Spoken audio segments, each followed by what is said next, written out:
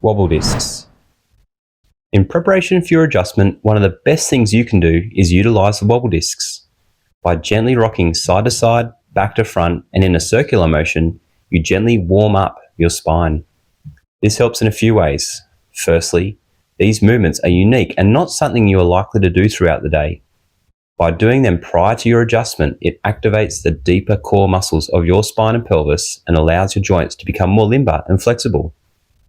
In addition, these movements also stimulate your nervous system to be more aware of your joint position and improve your brain's awareness of how to accurately control these complex joints.